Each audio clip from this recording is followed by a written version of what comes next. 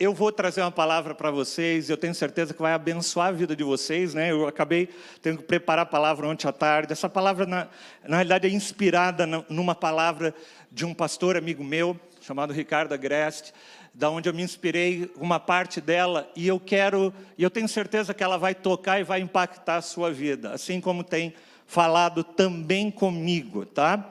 Eu queria que você pudesse abrir o teu coração, né? Nós estamos no meio de um mês falando sobre família. Ai, pastor, mas você está falando sobre família, eu sou solteiro, tal. Você é solteiro, mas um dia você vai ter família, em nome de Jesus. Vai ter família? Não. Deixa eu corrigir.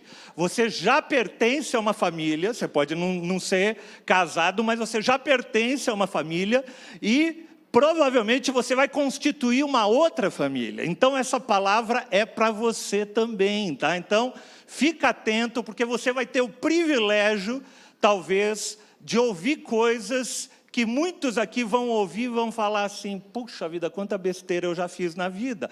E você vai ter a oportunidade de não fazer essas besteiras, né? Então, nós estamos nesse mês da família falando sobre as famílias no dia de hoje, né?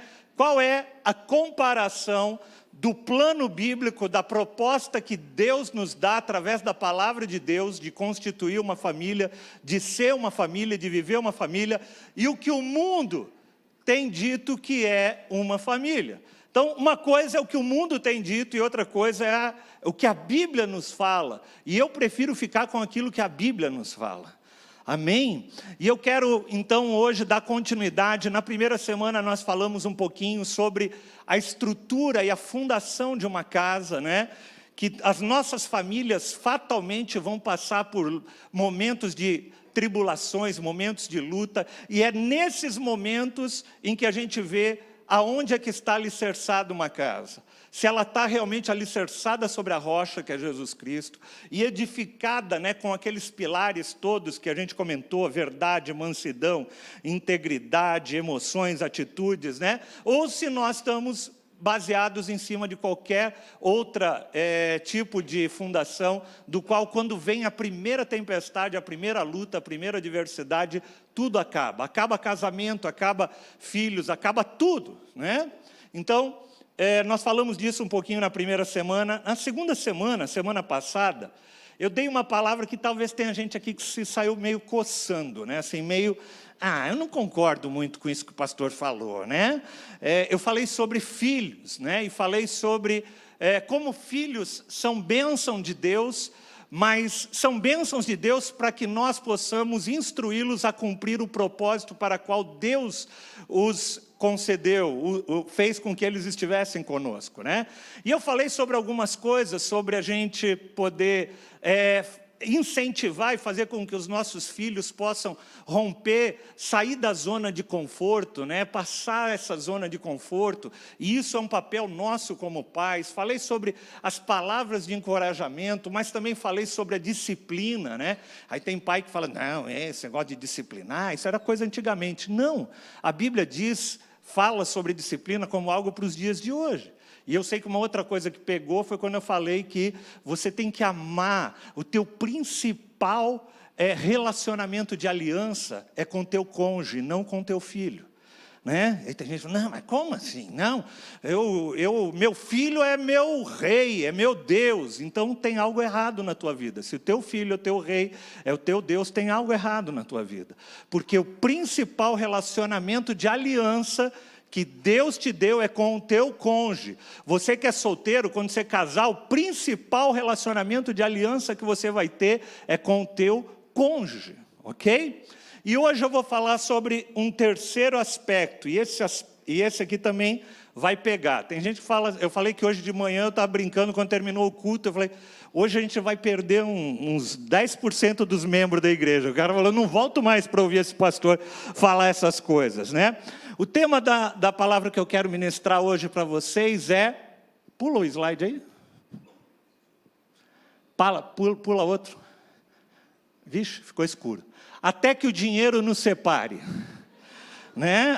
até que o dinheiro nos separe, né? Tem os votos quando você casa, e você fala que até a morte os separe. Mas eu quero falar sobre algo muito interessante, né? Até que o dinheiro nos separe. Por que esse tema, pastor? Porque, segundo pesquisas, e eu procurei em várias fontes, no mundo inteiro, não é uma coisa no Brasil, no mundo inteiro, você sabe qual é a segunda maior causa de divórcios? Questões financeiras, ou em outra palavra, dinheiro. É a segunda, só perde para adultério. A principal causa de divórcio no mundo é adultério, e a segunda causa de divórcios no mundo são problemas financeiros. Eu não diria nem problemas financeiros. Quando eu estou falando de dinheiro, não é simplesmente a falta de dinheiro. Às vezes é ter dinheiro também. E como lida com esse dinheiro? Então, os problemas não surgem somente pela falta. Eles surgem também por não saber administrar o dinheiro que tem. E muitas famílias se perdem, muitos casamentos acabam por causa disso. Olha, por exemplo, o que diz... Pula aí. Vamos lá, virar a manivela aí. Opa, agora daqui a pouco vai. Aí, matéria da revista Exame. Não deixe o dinheiro destruir o seu casamento. Ele diz assim... tudo, desde diferentes hábitos de consumo, metas financeiras, até um cônjuge que ganha muito mais do que o outro, tudo isso pode causar luta pelo poder e tudo isso pode levar um casamento ao ponto de ruptura. Essa é uma das matérias. Pula para outra.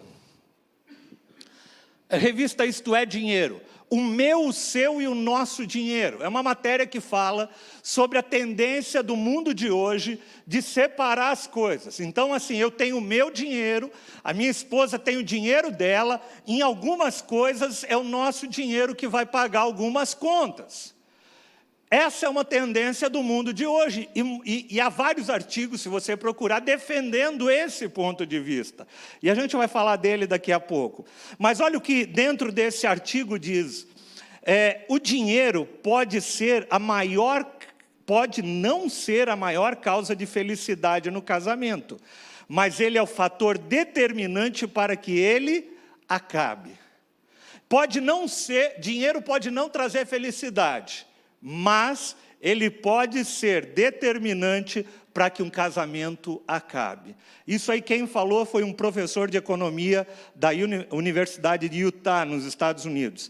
Ele acompanhou 4.500 casais e chegou às seguintes conclusões. Conclusão 1. Se uma das partes percebe que o companheiro gasta o dinheiro de maneira insensata, isso aumenta em 45% a probabilidade de divórcio. 45%. Só de perceber que o outro faz mau uso do dinheiro. Segundo, conclusão 2. O endividamento pesa significativamente na estabilidade ou instabilidade matrimonial. Dinheiro traz estabilidade. Já viu o casal que quando tem dinheiro, está tudo bem, mas basta perder o emprego, entrar no cheque especial, fazer coisa e tal, aí começam as discussões e o pau começa a pegar. Por quê? Porque o dinheiro tem essa propriedade, esse poder de causar desestabilização no meio de um casamento. Olha que interessante, essa reportagem é bem recente, é da semana passada, da BBC. Ela diz assim: como a infidelidade financeira põe relacionamentos em risco. Isso aqui, semana passada. É um artigo da BBC de Londres, colocado pelo portal G1. Muito interessante, infidelidade financeira. Eu nunca tinha ouvido esse termo, aí eu fui pesquisar, e olha o que ele diz. Dívidas secretas colocam em risco o relacionamento de muitos casais. Apesar de ser um assunto ainda pouco falado, a infidelidade financeira afeta muitas pessoas. E aí ele continua, nos Estados Unidos, 1 em cada 5 pessoas reconhece ter escondido uma dívida, uma conta do cartão de crédito ou hábitos de compras compulsivos, segundo o estudo da empresa americana creditcards.com. Muita gente coloca em risco a confiança do casal e da situação financeira. Muita gente coloca em risco a confiança do casal e da situação financeira, diz a analista Ted Rosman aí. Olha que interessante, ele cria um outro termo para os dias de hoje, infidelidade. Sempre que a gente falava em infidelidade, você pensava num homem traindo uma mulher, ou uma mulher traindo um homem, do ponto de vista sexual, normalmente, né? Mas agora está falando de um outro tipo de traição. Está falando da traição na parte financeira, do dinheiro. E aí, quando eu estava fazendo esse estudo ontem, conversando com os nossos pastores de casais, e eles começaram a falar, pastor, isso é super verdade. E eles começaram a contar coisas que eles já presenciaram. De mulher que, por exemplo, pega o cheque, desconta em algum lugar e coloca no canhoto do cheque supermercado, para o marido ver. Só que o dinheiro vai para onde? Para comprar aquela bolsa que ela tanto queria. Sabe o que é isso? Segundo o artigo aqui, traição. É infidelidade conjugal. E vice-versa. E homens que gastam dinheiro, porque, assim, os brinquedos só mudam de proporções, né? As mulheres gostam das suas bolsas, dos seus sapatos, normalmente, né? A mulher tem uma... Eu não entendo que graça tem em bolsa e sapato, né, pastor Marcos? Mas elas gostam de bolsa e sapato, é impressionante. Tem nenhuma mulher que não gosta de bolsa e sapato. Mas homens também têm os seus fetiches, né? Aí é um carro, são coisas mais caras, inclusive. E aí o pastor... Marcelo estava contando um caso uma vez de um aconselhamento que ele teve, que eles estavam atolados em dívida, devendo para todo mundo, e o cara ganhou um dinheiro de uma comissão que apareceu de repente. Sabe qual a primeira coisa que ele fez quando ele ganhou a comissão? Você pensa assim, ele pagou as dívidas, né? Estava devendo para um monte de gente. Não, ele comprou um carro, passou na concessionária, comprou um carro zero, ele tinha ganhado uma baita comissão. E aí ele chega na porta de casa e fala, amor, dá uma olhada no carro que eu comprei. E ela olha e fala, como? Você pagou todo mundo que você estava devendo? Não! O que tem de homem fazendo dívida sem compartilhar disso com a esposa, isso é adultério,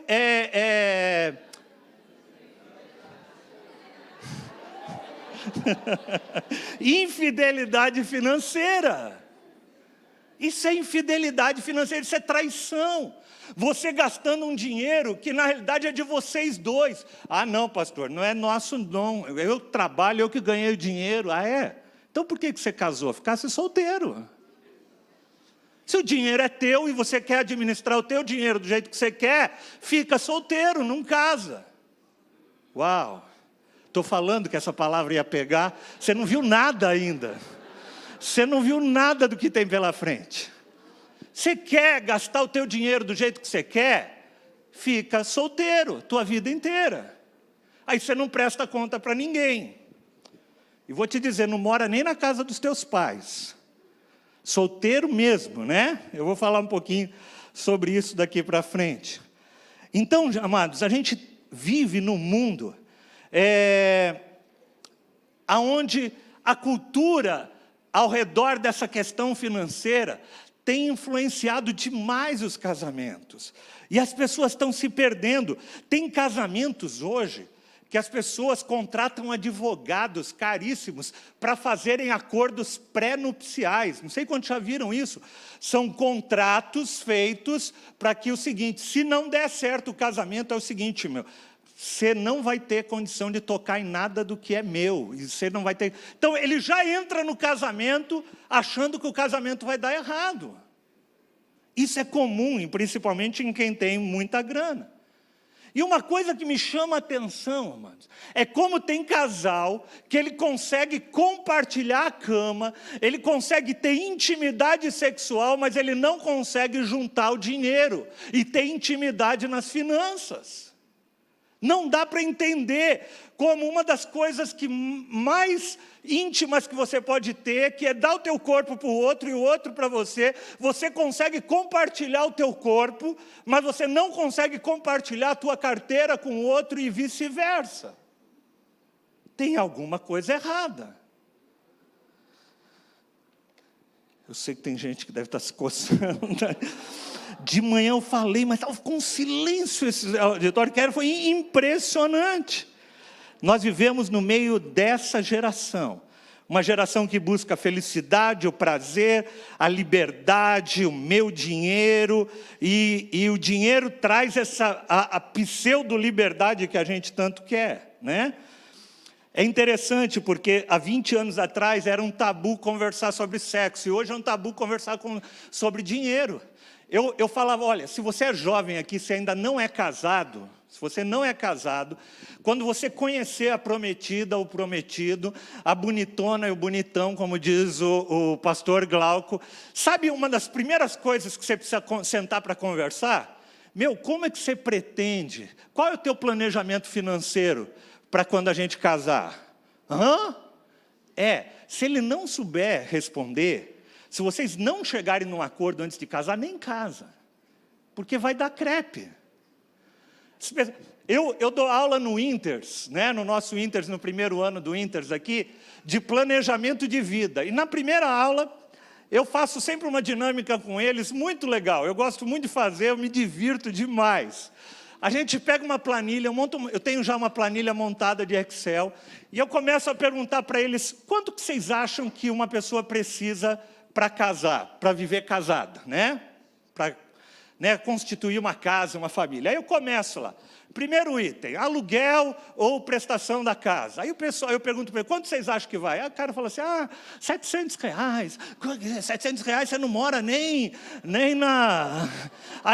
Mas eu não influencio nada, eu deixo eles falar e eu vou colocando os valores que eles colocam lá. Aí tá.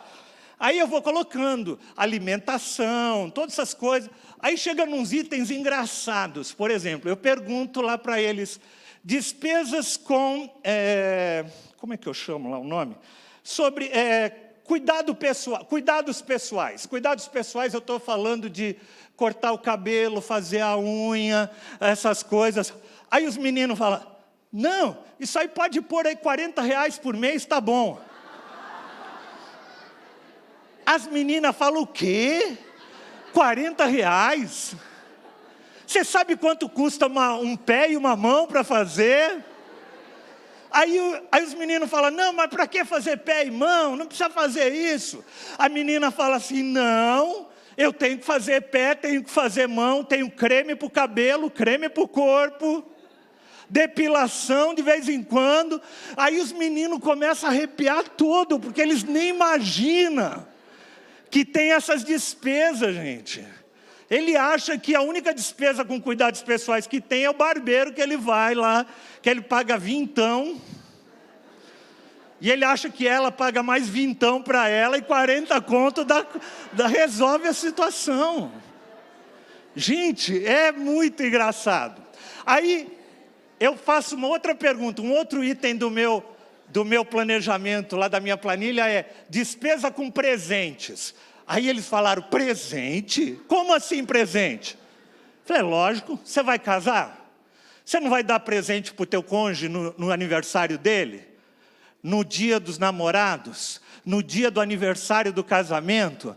No Natal? Você não vai dar aniversário, se você tiver filho, depois para os teus filhos, mas pelo menos esses presentes, você já parou para pensar? Eu falo, não, pastor, nunca parei para pensar nisso. Como assim presente?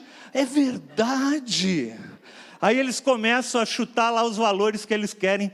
E aí quando eu fecho a planilha, né? Planilha lá, eu vou colocando todos os valores que eles falaram, né? Eu falo, e aí, férias? Vocês querem tirar férias uma vez por ano? Ah, lógico que queremos. Tá, e quanto você acha que vai gastar de férias? Não, Eu falei, não, faz assim, tira aquelas férias que você vai na casa do parente, que tem apartamento lá na Praia Grande e tal, você pede emprestado e tal. Mas mesmo assim você vai ter que ter uma grana para chegar até lá, depois para comer e tal. Então o pessoal não tem noção, amados. As pessoas não têm noção das coisas que afetam o envolvimento financeiro que a gente tem que ter para viver. Não é nem para permanecer casado, é para viver de uma forma geral. E aí as questões financeiras acabam afetando muito a nossa vida e a nossa família, né? E como que essas questões financeiras podem afetar a família? E aqui eu vou dar uma metralhada em todo mundo, né? Eu vou começar pelos casais, né? Casais que são incapazes de se casar quando o assunto é dinheiro. Eles até são casados em outros aspectos, mas quando você fala de aspecto financeiro, não, eu com a minha conta, você com a tua conta. Como assim? Você não casou? Eu casei, uma coisa é casar, outra coisa é juntar as contas. Que tipo de casamento é esse? Aonde eu tenho minha conta e você tem a tua conta. Vocês não são uma só carne? O dinheiro não é de vocês. Ah, não, pastor, mas sou eu que trabalho. Ela não trabalha. Como assim? Ela fica em casa, cuidando da casa, cuidando dos teus filhos, e ela não trabalha. É só você que trabalha. Você pode trabalhar fora. Independente se um trabalha fora e outro trabalha em casa, o dinheiro é nosso, porque vocês não são mais um, mas agora vocês não são mais dois, agora vocês são uma só carne. Uau! E aí a coisa pega, né? Porque ninguém quer. Você não quer abrir mão disso. O cara que é o responsável por trabalhar fora e trazer o dinheiro, ele quer ter o controle. Então, às vezes tem cara que quer manipular através do dinheiro, né? Vai lá, quanto é que você quer para fazer a unha? Cinquentinha. 50? Como assim? 50 é muito caro. Tô 20, manda ela fazer com 20 reais. Gente, tem homem que faz isso.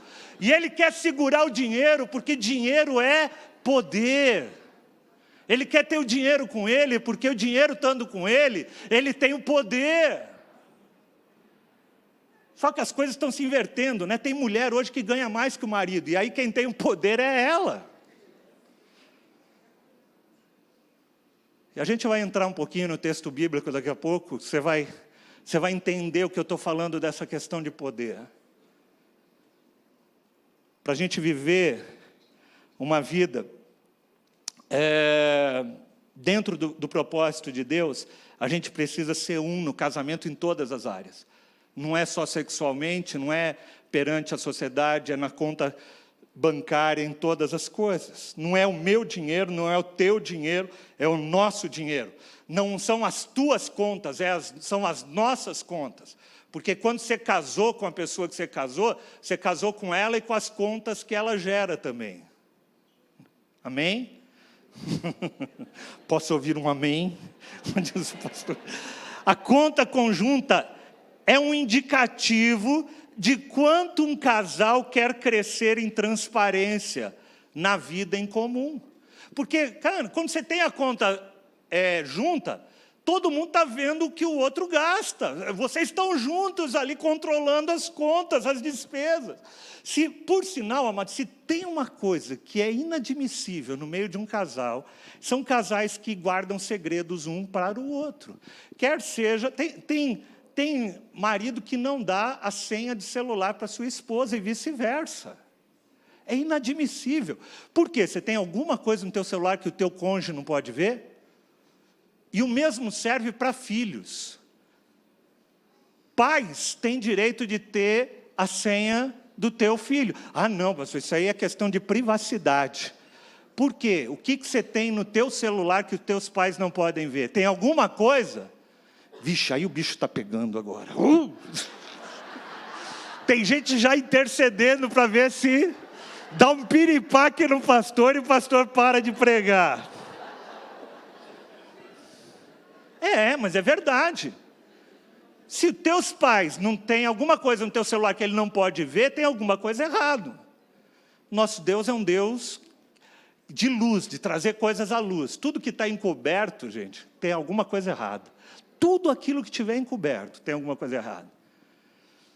Então, mas nós vivemos numa geração de que cada um quer, não, o que é meu, o que é teu é teu. Isso não é casamento. Tá? Então, a primeira coisa que acontece, como questões financeiras afetam as famílias, quando vocês não se casam financeiramente também, né? Quando não unem as contas, quando não aprendem a ter objetivos conjuntos, aprender a analisar as contas juntos, etc, etc. Mas tem um segundo ponto, agora eu vou falar para os homens, as mulheres vão gostar demais. Homens que se omitem como provedores e líderes. Ah, pastor, isso é muito careta, isso é coisa do passado. Hoje em dia, as coisas são modernas, né? Esse negócio de homem provedor. Eu quero te dizer uma coisa, eu não quero te falar, eu não quero que você fale sobre o que o mundo está dizendo, eu quero que você vá para a Bíblia. O que a Bíblia fala? Lá em Gênesis, a primeira aparição do homem e da mulher. O que Deus fala para a mulher, logo após o pecado? Fala, olha, você vão ser multiplicadas as dores do teu parto. E você, o barbadão aí, né? Você vai ter que ralar duro no teu trabalho, você vai ter que suar para chuchu para conquistar o dinheiro dentro de casa. Isso quem falei não foi eu, foi Deus. Tá aí, botar. Visto que você deu ouvidos à sua mulher e comeu do fruto da árvore do qual ordenei a você que não comesse, maldita é a terra, com sofrimento você se alimentará dela todos os dias da tua vida. Então, gente, trabalho vai ser duro mesmo, você vai ter que acordar de manhã, você vai ralar mesmo, isso faz parte. E cabe ao homem esse papel, primordialmente. Isso não quer dizer que a mulher não possa ajudar, né? A mulher pode. A Bíblia fala da mulher como ajudadora idônea. Vão haver momentos, há situações onde a mulher tem que ajudar e cooperar nesse processo. Mas o que não pode é a mulher ralar e o bonitão ficar em casa assistindo Netflix. O que não pode é inverter a coisa. Uma coisa é a mulher cooperar com o homem nessa missão. Outra coisa é o bonitão cruzar os braços, e o pior, o cara fica em casa assistindo Netflix e nem arrumar a casa ele arruma. Gente, eu estou falando isso como pastor, eu já vi isso acontecer mais que uma, mais que duas vezes. Homens que são omissos no seu papel como provedor e como líder. Lembre-se disso. Tem muitos lares, amados, onde a mulher tem uma habilidade, por exemplo, para planejar as coisas, para elaborar uma planilha, fazer o controle melhor do que o marido. Mas isso não quer dizer que você tem que falar, não, a mulher que cuida das contas. Sabe o que é isso? Isso é omissão. E eu quero te dizer uma coisa, a Bíblia fala que, sabe de quem Deus vai pedir conta sobre sua família? Para o homem. Você lembra quando Adão e Eva pecaram? Ele não foi cobrar de Eva, Deus foi cobrar de Adão. Adão, onde você estava, cara, quando tua mulher fez aquilo? Homens que se eximem e se omitem. Homens que se omitem. Eu estou falando de omissão de homem, não é só na parte financeira, não. É na parte, eu falei já isso na primeira semana, sobre o seu papel como sacerdote da casa, papel de conduzir a sua casa em oração, de cobrir a sua esposa, cobrir seus filhos. Não, deixa que a mulher vai lá, a mulher vai na reunião de oração, ainda ela está saindo, ela fala, ora por mim lá, viu? Omissão. Agora que as mulheres ficaram bem contentes com a puxada de orelha que eu dei nos homens, eu vou puxar a orelha das mulheres. Sabe por quê, amados, as questões financeiras podem, como as questões financeiras podem afetar a família? Quando as mulheres não atuam como auxiliadoras idôneas no quesito financeiro. O bonitão está fazendo a parte dele, está ralando que nem um condenado lá, e a mulher, em vez de ser aquela que ajuda, é aquela que destrói. Né? O cara está lá, eles estão com o orçamento apertado, e ela chega à noite e fala assim, bem, olha o que eu comprei hoje. Aquela bolsa. Não, primeiro, você já viu a estratégia de mulher? É interessante demais esse negócio. Mulher, ela não fala quanto ela gastou. Ela fala quanto que ela economizou. Né? Fala, amor, economizei R$300 hoje. Aí você fala, caramba, o que isso foi? Ela foi no mercado, tinha lá uma promoção. Não, olha, tinha uma bolsa, custava R$600, mas estava pela metade do preço. Mulher, de repente, ela não fala de quanto gastou, ela fala de quanto economizou. E aí o marido fala, amor, mas eu te falei que esse mês a gente está com as contas apertadas, lembra? Amor, mas eu preciso de uma bolsa, você já viu o estado da minha bolsa? Como está? Eu preciso. Eu aproveitei também e comprei umas roupas para as crianças, porque afinal de contas vão no culto todo domingo com a mesma roupa. Mas amor, tudo bem, mas esse mês não dava. Tem mulheres que são inconsequentes no trato com as finanças. Tem mulheres que às vezes não cooperam. Amor, estou cansado de cozinhar, estou cansado, não aguento mais essa cozinha, essa coisa aqui, nós vamos comer fora. E às vezes não tem condição de comer fora. Às vezes naquele mês, é o mês de você falar, mesmo que o marido fale, fala, não, bem, nós vamos ficar em casa hoje, nós vamos fazer alguma coisa aqui para não gastar dinheiro. Porque nós precisamos economizar essa semana. Vocês estão me entendendo, irmãos? Tem mulher que não ajuda também. Tem homem omisso, mas tem mulher que também não ajuda. Não coopera nesse processo. E às vezes até cooperar no sentido de sair do seu lugar e poder, às vezes, até ter que trabalhar fora para ajudar mesmo em casa. Eu contava hoje pela manhã aqui o testemunho, para quem não conhece, do pastor Marcelo, da pastora Rosana, né? Pastor Marcelo, em determinado período da vida deles, a empresa que ele tinha praticamente quebrou, ele perdeu quase tudo que ele tinha, ele teve que recomeçar do zero. E a pastora Rosana, até então, trabalhava só em casa, e ela teve que, durante 5 anos, trabalhar numa loja de shopping. Ela falou que ela passava, saía de manhã, chegava à noite e não via os filhos. Mas foi um período da vida dela que ela teve que ajudar, porque ela era a ajudadora idônea. Então, amados, tem mulher que não ajuda também. E aí, já que eu falei de mulheres, falei de homens, falei de casais, eu quero falar dos filhos. Tem uns caras que são folgados, umas minas que são folgadas demais. Cara já é marmanja, a menina já é marmanja, já fez isso, já tem 18 anos. Aí, cara não quer nem tirar carteira de trabalho, que é para não correr o risco de alguém vir oferecer emprego, né? Não quer nem correr esse risco. Porque fala, vai que eu faço a carteira de trabalho, alguém vem e me oferece trabalho e eu não quero. Né? Tem gente que é assim, gente. Tem jovem que não se toca. Que está na hora de você começar a ajudar, de você trabalhar. Marmanjos que deveriam estar trabalhando ainda estão encostados nos seus pais. Filhos que trabalham, mas que não ajudam dentro de casa. Tem alguns que até trabalham, mas não ajuda nada, não pergunta se está precisando de nada em casa. Pelo contrário, capaz ainda de usar o dinheiro dele e dos pais. Filhos que não procuram ver a condição financeira dos seus pais e cobram deles algo que eles não podem dar. Né? Porque tem isso, além do cara não trabalhar, além de ele não ajudar e falar, pai, esse meu celular aqui está muito velho, você precisa trocar esse negócio, né?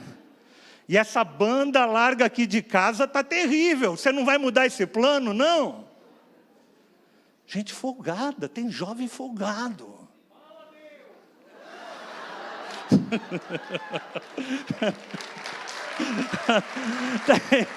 Tem jovem folgado.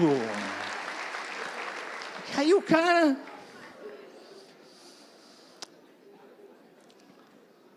Você viu como afeta todas as áreas do relacionamento familiar? As finanças estão permeadas em todos os níveis de relacionamento de uma família.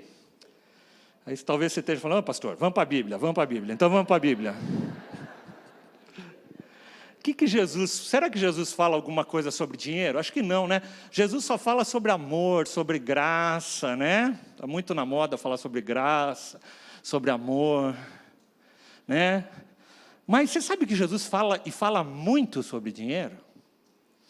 No principal sermão de Jesus, que é o Sermão da Montanha, que corresponde ao capítulo 5, 6 e 7 de Mateus, o capítulo 6, que é o capítulo central, e na literatura hebraica, o capítulo central sempre tem um destaque, é algo que está sendo destacado em relação aos demais. Capítulo 6 trata muito sobre dinheiro, se não dizer praticamente todo, ele fala sobre dinheiro. Vamos lá para Mateus capítulo 6, a partir do versículo 19. Não acumulem para vocês tesouros na terra, onde a traça e a ferrugem destroem, e onde ladrões arrombam e furtam, mas acumulem para vocês tesouros nos céus, onde a traça e a ferrugem não destroem, e onde os ladrões não arrombam e nem furtam. Pois, onde estiver o teu tesouro, ali também estará o teu coração. Olha como isso é importante. Aonde você coloca o teu tesouro, ali está o teu coração. Versículo 24. Ninguém pode servir a dois senhores, pois odiará um e amará o outro, ou se dedicará a um e vai desprezar o outro. Vocês não podem servir ao Deus e ao dinheiro. Não dá. Jesus está falando assim, não é que dá para você... Sabe, não dá para a gente fazer um meio a meio assim, né? Eu gosto de um dinheirinho, mas eu também gosto de Deus. Não dá. Você vai ter que decidir. Ou um ou outro. Ou Deus vai ser o teu Deus, ou o dinheiro vai ser o teu Deus. Não tem meio termo. Versículo 25. Portanto, eu lhes digo, não se preocupem, olha que legal, com a sua própria vida. Não se preocupa com o que você vai comer ou beber, nem com o seu próprio corpo, quanto ao que vestir. Então, mulheres, fica tranquila. Não é a vida mais importante que a comida. Estou falando mulheres, mas tem um monte de homem vaidoso também que quer trocar de roupa toda hora, né? A vida mais importante que a comida. E o corpo mais importante do que a roupa.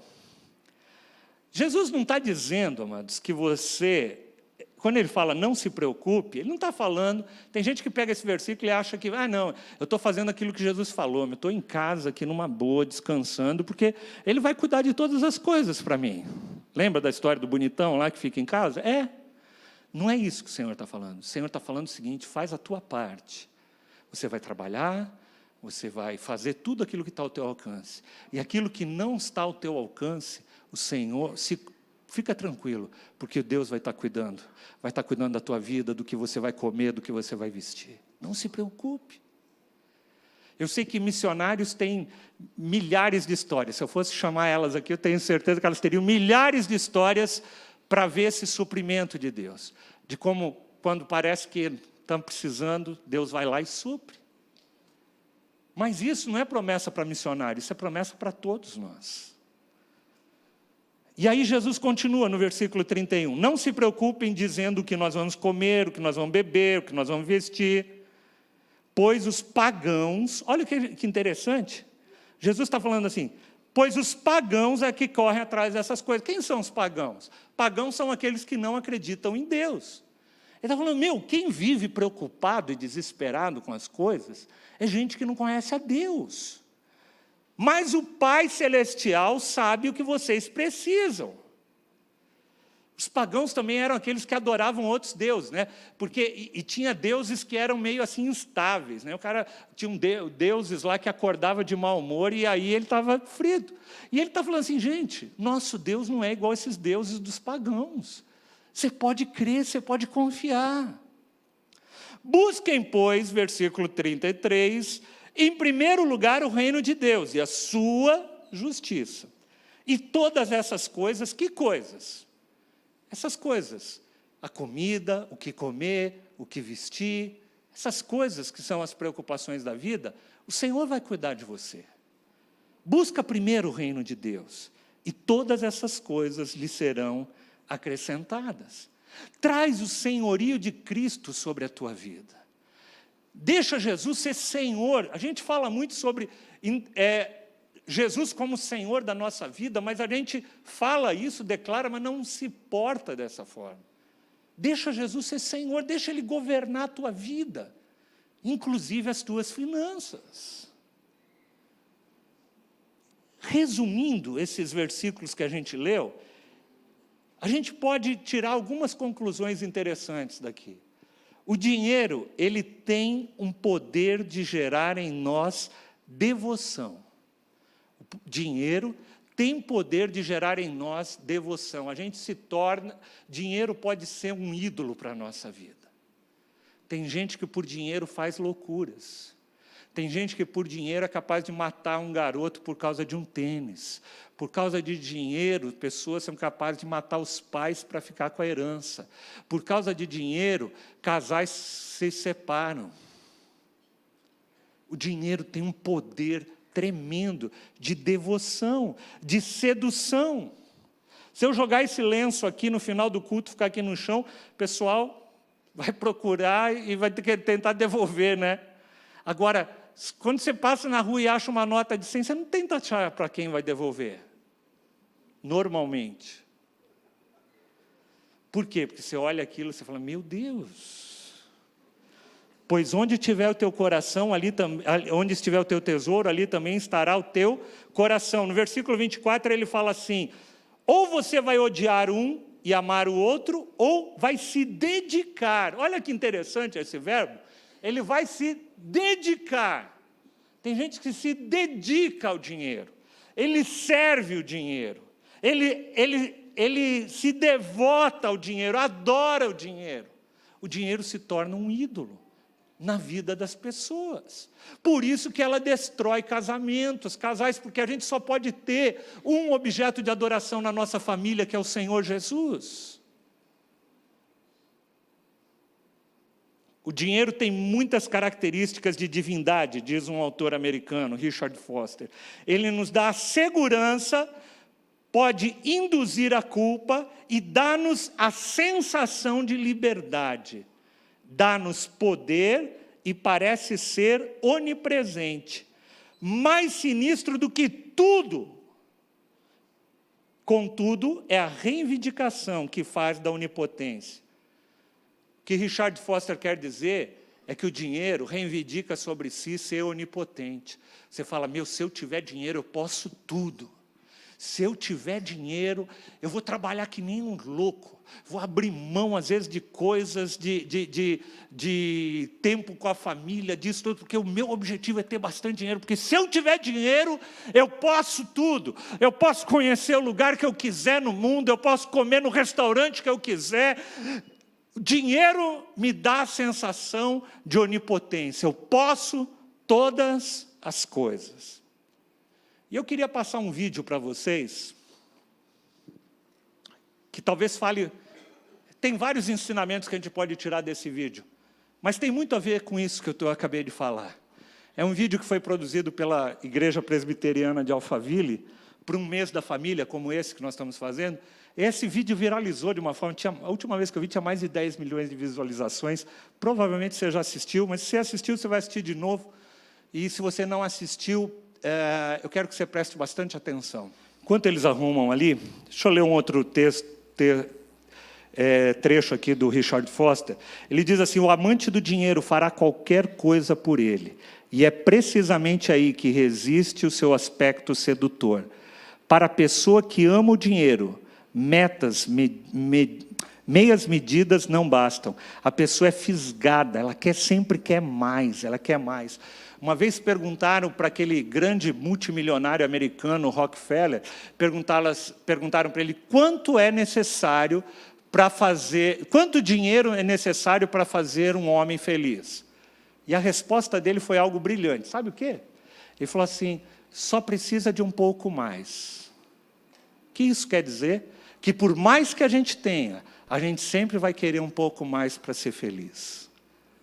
Quando o dinheiro é um ídolo para a tua vida, você sempre vai precisar um pouquinho mais. É só você ver esse bando de corruptos que a gente vê a cada momento sendo denunciados. Eles não estão roubando dinheiro do jeito que estão roubando porque eles estão passando necessidade, fome, estão sendo miseráveis. Não, eles já têm muito. Mas é que eles querem um pouco mais. E depois, um pouco mais. E depois, um pouco mais. Nunca é suficiente. O dinheiro tem esse poder de nos seduzir a nossa caminhada e torná-la insaciável. É interessante, amados, porque a avareza não é uma coisa de rico. Eu conheço rico avarento e conheço pobre avarento. Eu conheço rico que não consegue dormir à noite porque ele está pensando no dinheiro, quanto dinheiro ele tem que ganhar e que não sei o que lá. E eu conheço pobre que não consegue dormir à noite, fica angustiado tal, por causa do dinheiro. Então o dinheiro se torna um ídolo para a vida da pessoa. Sempre. E aí Jesus fala no versículo 25, porém eu te digo, não se preocupem com a sua própria vida, quanto ao que vocês vão comer, beber com seu próprio corpo, quanto ao que vestir, não é a vida mais importante que a comida? E o corpo mais importante que a roupa? Portanto, não se preocupem, ele diz. E como é que a gente pode viver então uma vida sem preocupação? Vamos passar o vídeo de novo, então.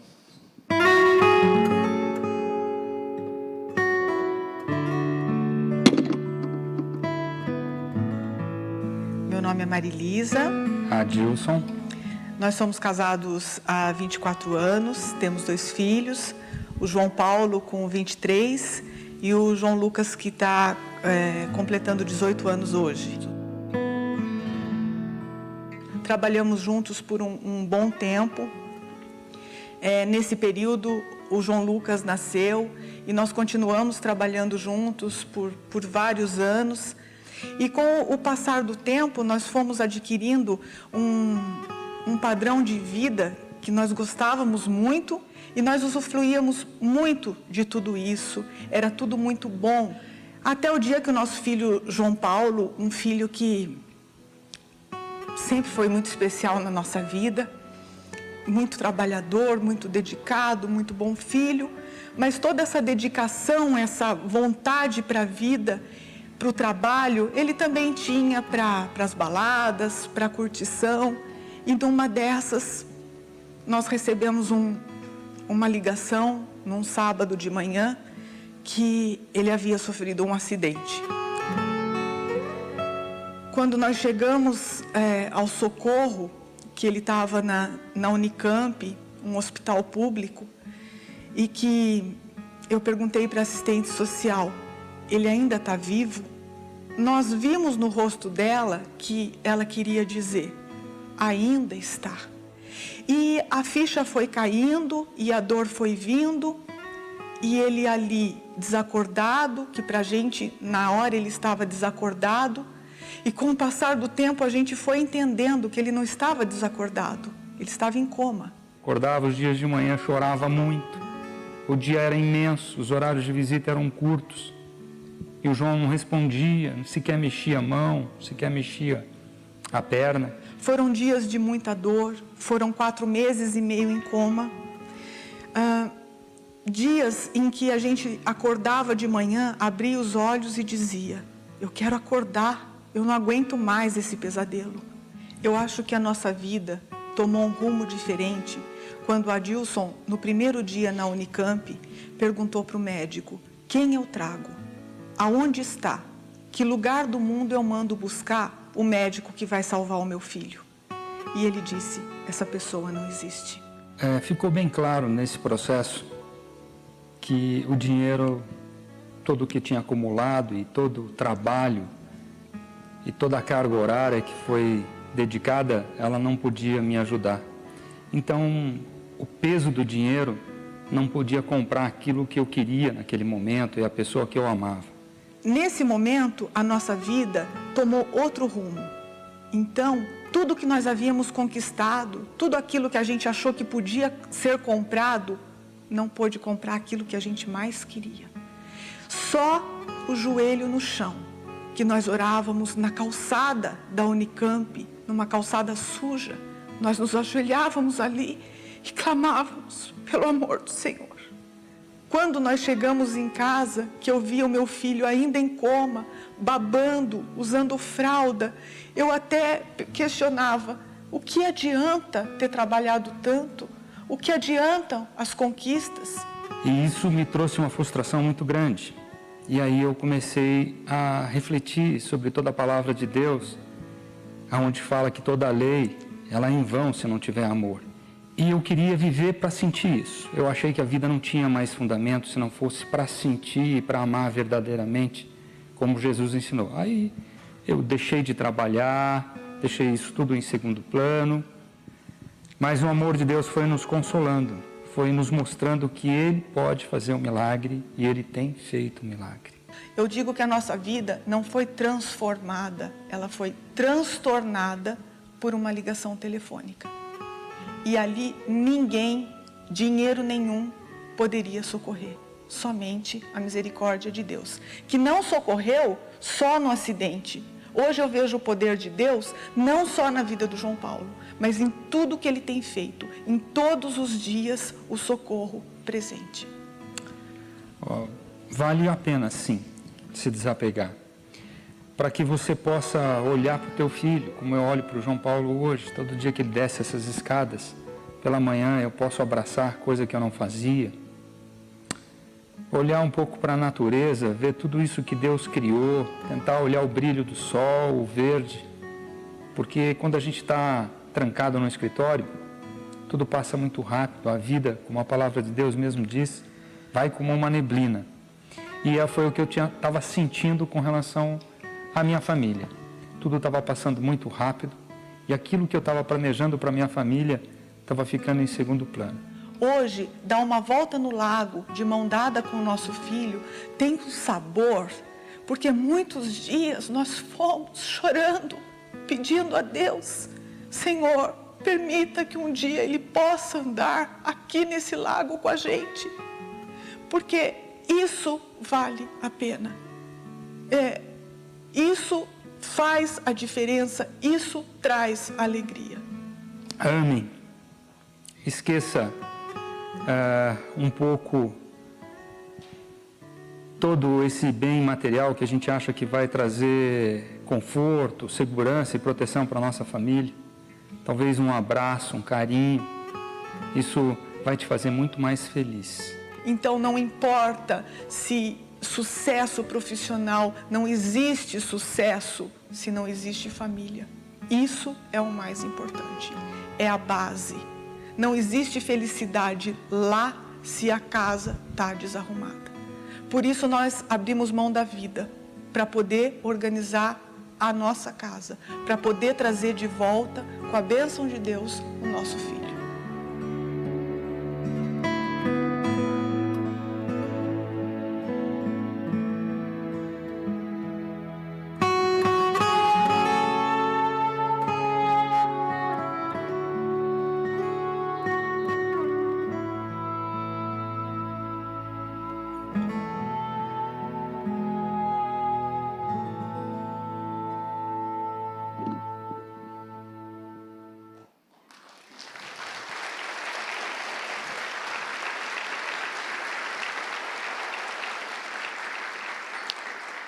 De que adianta todo o dinheiro da vida? Na hora que você chega e pergunta para um médico, fala assim, olha, eu tenho dinheiro, aonde que eu vou buscar alguém para salvar a vida do meu filho?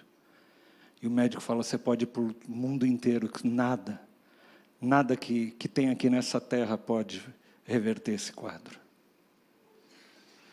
E às vezes a gente se desgasta tanto com isso, com dinheiro, com coisas, com conquistas. E a gente quer e faz dele um Deus para a nossa vida. Mas o que aqui a gente pode fazer para eliminar essa preocupação? Ou seja, Jesus fala assim, não andeis preocupados. Não andeis preocupados. E eu não vou ter tempo aqui, mas eu quero falar de uma forma muito rápida para você. Planeje a sua vida financeira. Faz um planejamento da tua vida financeira. Sabe, planejamento financeiro, gente, é a coisa mais fácil do mundo. Sabe o que sabe qual é a essência de um planejamento financeiro? Tem gente que vai fazer curso, paga uma grana para fazer. Eu vou te dar aqui em 2 minutos o segredo do planejamento financeiro. Gasta menos do que você ganha. Vê o quanto você ganha e você tem que gastar menos do que você ganha. Ah, pastor, mas não está dando. Então você tem que ganhar mais do que você está gastando. Uma das duas, uma. Ou você ganha mais ou você gasta menos. Mas quando você bate as contas, você precisa, o que você ganha, o que você gasta não pode passar um do outro. Sabe, amados? A gente precisa aprender a viver dentro das nossas condições. Eu falava hoje pela manhã aqui, eu me lembro dos meus pais, quando eu era pequeno, todo mundo ao redor da gente tinha televisão a cores. E a gente não tinha. Porque meu pai sempre foi uma pessoa seguinte, ele comprava quando ele tinha condição de comprar e pagar e pronto. Meus pais não fizeram crediário nem nada. Ele comprava quando tinha condição de pagar.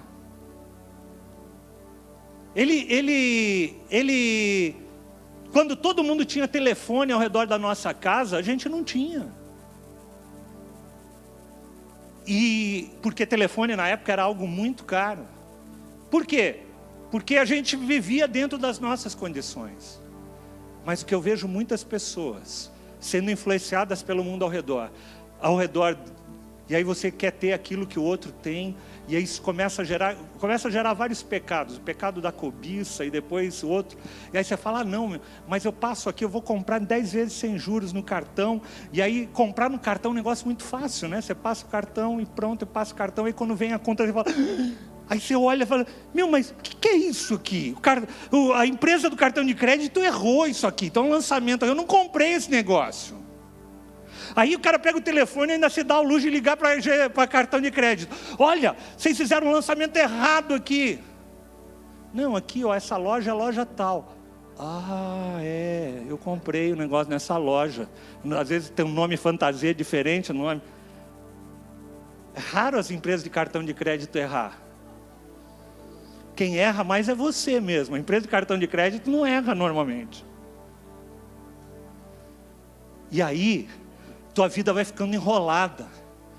Quando você gasta mais do que você ganha, sabe o que você se torna? Você se torna um escravo. A Bíblia diz isso, lá em Provérbios, diz que aquele que toma emprestado acaba se tornando escravo de quem empresta. Você começa a ficar escravo das dívidas, das contas, e você tira de um lugar para cobrir no outro, mas o dinheiro nunca está dando. Sabe por quê? Porque faltou planejamento. Faltou falar assim, esse mês não dá para sair para comer pizza, porque o dinheiro não vai dar.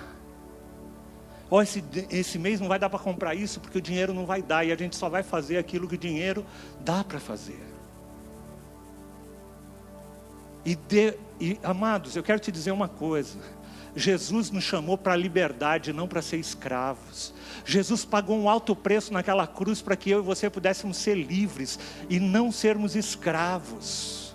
Não se ponha debaixo de escravidão, seja de qualquer área, seja de um vício, seja de uma dependência financeira. Não se torne escravo, porque Jesus pagou um alto preço para você ser livre. Como é que você vai ser livre? Fácil. Gasta menos do que você ganha. E eu quero te dizer uma coisa, para você ser livre de verdade, você tem que gastar menos do que você ganha. Para todo mês você ter uma sobrinha. Todo mês você ter uma reservinha. Para você, num momento de apuro, você falar, não, eu estou de boa, porque eu tenho um dinheiro guardado. Ah, olha, eu vou precisar trocar o carro agora, porque ele já está velho e tal, mas eu tenho um dinheiro guardado. Você quer ser livre? Eu acho interessante, né? A Bíblia usa inclusive uma expressão interessante para explicar o sacrifício de Jesus Cristo. Ele fala que Jesus na cruz rasgou o quê? O escrito de dívida que era contra nós. O que o autor está querendo dizer, ele está usando uma metáfora com as dívidas que a gente tem. Ele está falando que Jesus rasgou. Aí tem gente que acha que isso aí é literal. Fala, puxa, ele rasgou as dívidas, agora eu estou de boa. Jesus rasgou as tuas dívidas que você tinha com o pecado, te dando acesso ao Pai. Mas as dívidas aqui da terra você vai ter que pagar, você vai ter que equacionar, você vai ter que resolver. Para você viver uma vida tranquila dentro de casa. Para você não ter que ficar todo mês preocupado, ansioso. Porque Jesus falou que o Senhor, esse não é o propósito de Deus para a tua vida. Eu sei que eu estou falando aqui, eu estou tocando na ferida de muitas pessoas aqui. Mas eu quero tocar mesmo, e acho que a minha função como pastor é essa. É de ensinar. Eu não estou aqui simplesmente para fazer um culto, falar, olha, glória a Deus, levanta, aleluia. Vai ter dias que eu vou fazer isso. Mas hoje é um dia que eu quero realmente tocar na tua ferida. Então, a primeira coisa que você precisa fazer é se libertar, fazer um planejamento na tua vida, aprender a confiar no amor e no cuidado de Deus. Porque Jesus diz assim, os pagãos é que correm atrás dessas coisas. Mas o Pai Celestial, o Pai de vocês, sabe de tudo que vocês estão precisando. Aprende a confiar, aprende a depender de Deus. E é interessante porque tem duas situações interessantes que nos falam desse cuidado de Deus. Por exemplo, lá em Êxodo, capítulo 6, capítulo 20, no versículo 9, o Senhor institui o dia do Senhor. Ele diz assim, você vai trabalhar 6 dias e nele fará todos os teus trabalhos. Mas no 7º dia é o sábado dedicado ao Senhor. Nesse dia você não fará trabalho algum, nem tu, nem teus filhos, nem tua filha, nem teus servos, toda a tua família. Vocês vão tirar um dia para se dedicar ao Senhor. Ah, pastor, mas um dia não dá não. Você não sabe. Pastor, eu chego e pergunto à pessoa, por que você não foi no culto? Não, sabe o que é, pastor? Está uma loucura lá no meu negócio. Estou tendo que trabalhar agora de sábado, de domingo, de tudo. Ah, é? E você não consegue separar um domingo para estar com o Senhor? Não dá, pastor. Sabe o que é? É esse momento que eu estou vivendo. Eu quero que você entenda que quando esse texto foi escrito, a sociedade da época era agrícola. E as pessoas precisavam todo dia regar, todo dia cuidar das plantações, porque senão eles podiam perder a colheita toda por causa de um dia de desatenção. Sabe o que Deus está querendo ensinar com esse princípio? Fala, cara, por um dia, você vai colocar nas minhas mãos, que eu vou cuidar. Eu contava hoje pela manhã que eu fui uma vez a Nova York, e me falaram de uma loja muito grande que tem em frente ao prédio que caiu do World Trade Center, chama 20th Century 21. E aí eu fui lá, era um sábado, e sábado em Nova York, as ruas cheias, o comércio. Cheguei na porta do prédio fechado. E aí eu vi lá, todo sábado eles fecham, os donos são judeus. E ele não está preocupado se ele vai perder o melhor dia da semana de faturamento. Porque ele confia que nos outros 6, Deus vai compensar ele. Uau! Porque aquele dia é o dia deles se dedicarem ao Senhor. Mas tem gente que acha que não consegue. Seja com trabalho de escola, seja com trabalho secular. Tal. Ah, não dá para ir na igreja, não. Porque eu tenho que trabalhar. Eu não estou falando aquelas pessoas que arrumaram um trabalho, que o trabalho é no domingo, aí não tem jeito. Estou falando daquelas pessoas que resolvem trabalhar num domingo. Aprende a descansar no Senhor. E é interessante que isso era o conselho para toda a família. Para os pais, para os filhos, para os servos, todo mundo. Ninguém trabalha. Eu falei sobre uma outra loja que eu também fui nos Estados Unidos, uma loja muito grande, uma grande rede, chama Hobby Lobby. Os donos são cristãos, só que eles não abrem de domingo. E está escrito na porta que esta loja não abre porque nós entendemos que domingo é o dia de nós e toda a nossa família louvarmos ao Senhor. Está escrito na porta da loja. Uma loja, sei lá, tamanho de um Carrefour, esses negócios assim. O cara abre mão de um dia de faturamento dele. Sabe por quê? Porque ele crê que nos outros 6, Deus vai prover aquilo que ele precisa. Porque ele confia mais em Deus do que no dinheiro. Porque ele confia mais em Deus do que no faturamento que a loja vai dar naquele mês. E um outro princípio para a gente aprender a exercitar o nosso coração, é o que eu falei aqui no começo, que são os nossos dízimos e as nossas ofertas. Quando a gente aprende a ser generoso, quando a gente aprende a abrir mão, quando a gente aprende a dar o nosso dízimo, sabe o que Deus está nos ensinando?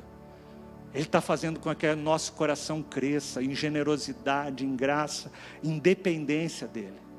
Por isso que eu falei aqui, quando no momento do dízimo, quando você dá o teu dízimo, na realidade você está dizendo o seguinte: Senhor, Tu és mais importante do que qualquer coisa que eu possa fazer com esse dinheiro. Esse dinheiro dava para eu trocar de tênis, o meu tênis está velho, dava para eu trocar o tênis esse mês? Dava. Mas o Senhor é mais importante do que qualquer coisa, qualquer tênis, qualquer calça, qualquer carro, qualquer coisa que eu pudesse fazer com esse dinheiro. É colocar o dinheiro no lugar dele e Deus no lugar dele.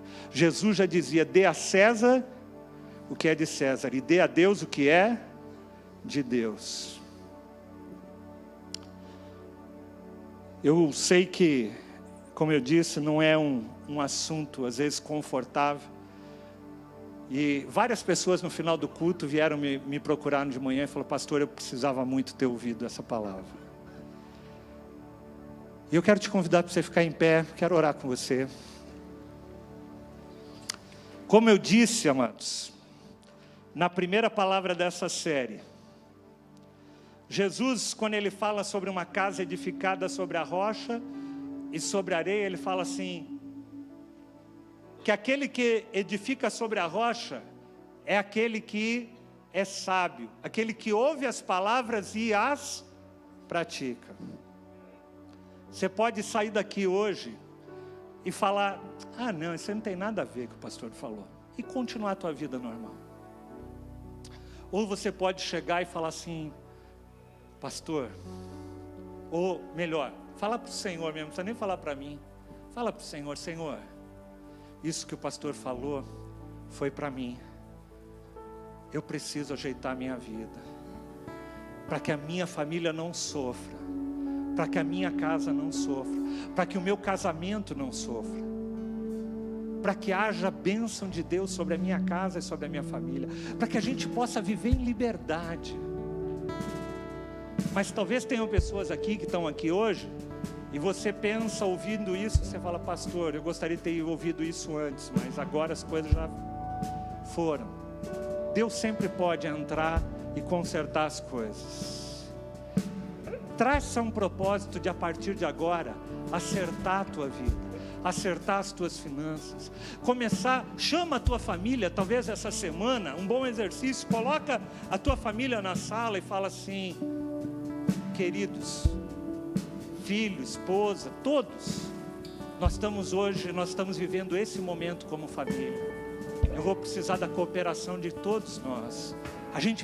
Todos nós precisamos cooperar para que a gente possa sair da situação que a gente está.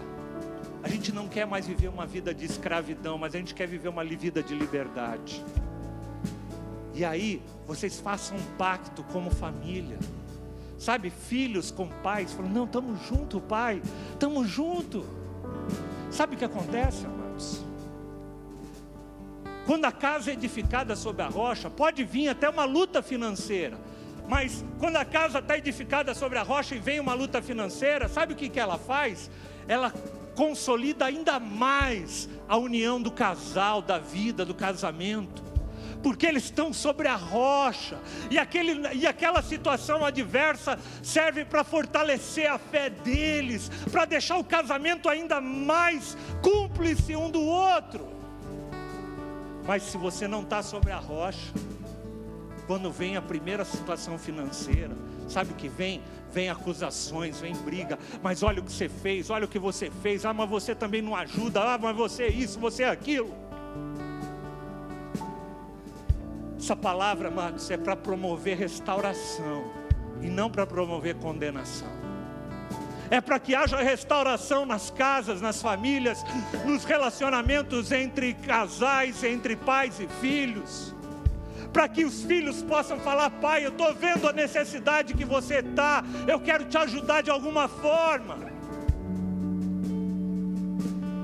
Uma esposa ajudando seu marido, marido ajudando sua esposa. É para isso que o Senhor está nos trazendo, é por isso que a palavra de Deus trata sobre esse assunto. É para que haja cura, para que haja libertação.